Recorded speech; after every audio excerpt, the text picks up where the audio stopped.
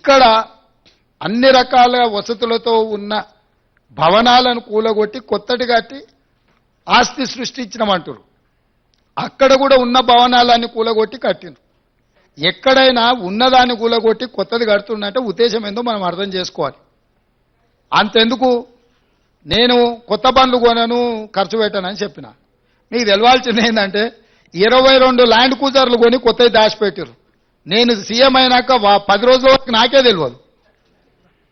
నేను పాత బండ్లు ఏదో అడ్జస్ట్ చేసి అన్ని రిపేర్లు చేయండి, చూసి ఇచ్చేయండి అని నేను చెప్తుంటే చిన్న ఒక అధికారి వచ్చి షోలో చెప్తున్నాడు, సార్ పోయినసారి 22 ల్యాండ్ క్రూజర్లు కొన్నాడు, అన్ని విజయవాడలో దాచిపెట్టినాను సార్, కొత్త ప్రభుత్వం ప్రమాణ స్వీకారం చేయగానే అన్ని తెద్దామనుకున్నాం, ఆయన నెత్తి మీద దరిద్రం ఉండి ఆయన ఇంటికి పోయింది సార్ 22 కొత్త ల్యాండ్ క్రూజర్లునే. అసలు ఇన్ని వందల వేల వాహనాలు ఉన్నప్పుడు ఒక్కొక్క బండికి దాదాపుగా 3 కోట్ల రూపాయలు అవుతుంది. మరి బుల్లెట్ ప్రూఫ్ చేసిన తర్వాత ఇంకా కొంచెం ఎక్స్ట్రా అవుతుంది. 22 కొత్త ల్యాండ్ క్రూజర్లు చెప్పా పెట్టకుండా కొని దాచిపెట్టిన కేసీఆర్ మూడోసారి కూడా వస్తాడు. అన్ని అందరూ 22 అంటే ఆయనకు ఆయన వంది మాగతులకు అందరికీ ఉండడానికి. ఇట్లాంటివి ఆయన సృష్టించిన సంపద.